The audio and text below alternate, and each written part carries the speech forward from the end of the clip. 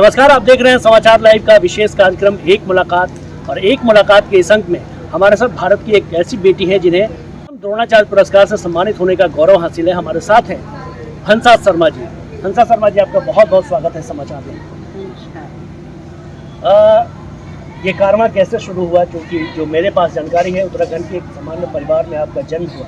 4 भाई बहनों में आप सबसे छोटी हैं। परिवार की लाडली होने के बाद किस तरह से आपने तैयारियां की, किस तरह से परिवार का समर्थन मिला और ये कारवां अब आखिर में जाकर एक कूच के तौर पर यहाँ हम लोग देख पा रहे हैं। कहा जाता है कि इंसान की सोच जहाँ तक जाती है वहाँ तक वो कार्य संभव हो सकता है। ये मैंने फील किया, ये मेरा अनुभव रहा है। अगर मैं इसी एवज में कहती हूँ कि उत्तराखंड स्टेट में डिस्ट्रिक्ट पिथौरागढ़, जो कि चाइना नेपाल बॉर्डर के पास है, उसमें 6 भाई बहनों के बीच में सबसे छोटी थी। ये असंभव ही लगता था मुझे कि मैं भी कभी देश में और देश के आगे भी निकल जाऊंगी। पर कुछ हालात ऐसे आए कि आवश्यकता ही आविष्कार की जननी होती है, ऐसा बोला जाता है। तो कुछ ऐसी ज़रूरत पड़ी कि मुझे बहुत ज़्यादा मेहनत करनी पड़ी और मैंने स्पोर्ट्स को अपना फील्ड चुना, और जिसमें मेरे परिवार ने जितना हो सका मुझे हेल्प किया। उसके बाद समाज ने किया, स्कूल ने किया, कॉलेज ने किया, और मेरा ये सपना साकार हुआ। जब 20वीं सदी की शुरुआत हो रही थी, उस समय सन 2000 में आपको पहला द्रोणाचार्य पुरस्कार मिला। भारत की पहली महिला ट्रेनर हुई, कोच हुई आप, जिनको आप द्रोणाचार्य पुरस्कार मिला। तो क्या आप पुरस्कार हासिल करने के बाद कभी लग रहा था कि उससे पहले आपने कुछ ऐसा किया है जिससे इतना बड़ा पुरस्कार आपको मिलेगा?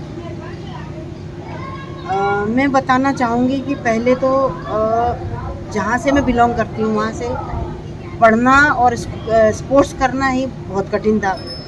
और जब मैंने ये कदम उठा लिया और मैं घर से आगे निकल गई और ये अचीवमेंट मुझे मिला, उसके बाद इतना अचीवमेंट मिलने के बाद मुझे एक सपना लगता था कि मुझे अवार्ड मिलेगा।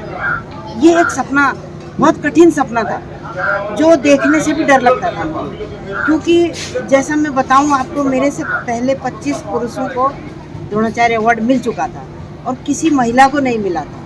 तो आप समझ सकते हैं कि एक पर्सनल मेहनत और एक एज अ कोच मेहनत करना, उसके बाद पुरुषों की बराबरी करना, ये तो एक कहने की बात है कि महिलाएं कंधा से कंधा मिलाकर चल रही हैं और अधिकार मिल रहे हैं, पर उस समय मुझे कठिन लगता था। पर मैंने हिम्मत नहीं छोड़ा, मैंने काम नहीं छोड़ा और मैं उस मुकाम पे पहुंच गई। मैडम, क्या लग रहा है कि आजकल जिस दौर में बच्चियों को किस तरह से आप लोग ट्रेन करते हैं और क्या उम्मीदें हैं आने वाले समय में? आजकल जो साधन और सुविधाएं हैं वो फैमिली में हो चाहे समाज में हो, चाहे सरकार में हो, उसमें कोई डिफरेंशिएट नहीं है, गर्ल्स या बॉयज़, उसमें बराबर अधिकार है, उनको चॉइस दिया जाता है। बस जब बच्चियां छोटी होती हैं तो उनको उनके उड़ान के सपने देखने देने चाहिए, उनके पेरेंट्स को बहुत दबाव नहीं देना चाहिए कि आपको यही करना है या यही करना है।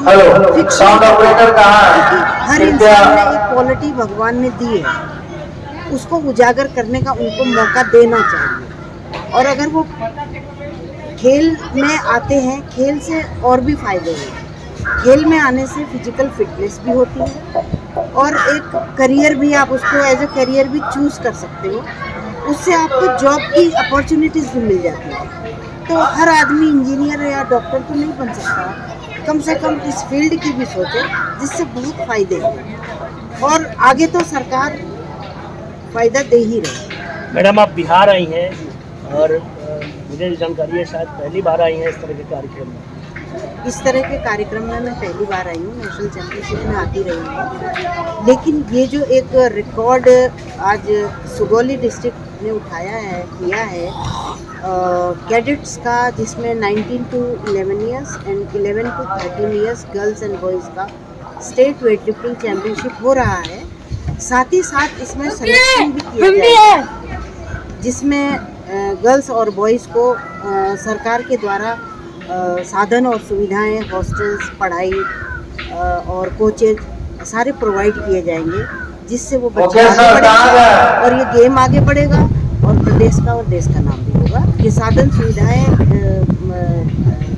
प्लान की हैं, उसके तहत हम यहाँ पर आए हैं। ये पहली बार ये कंपटीशन इंडिया में हो रहा है और आई थिंक ये सक्सेस हो रहा है। आपने समाचार लाइव को वक्त दिया, इसके लिए आपका बहुत बहुत शुक्रिया। Thank you. हंसा शर्मा जी, जिन्होंने खुलकर हमसे बातचीत की और इन्होंने साफ कुछ कहा कि अब वो दौर नहीं रहा जब बच्चियों को घर में कैद रखा जाए, बच्चियां भी आगे बढ़ सकती हैं और इसका खुद एक मिसाल हंसा शर्मा खुद हैं। इन्होंने हमारे साथ बातचीत की। तमाम खबरों और डिबेट्स के लिए आप बने रहिए समाचार लाइव के साथ।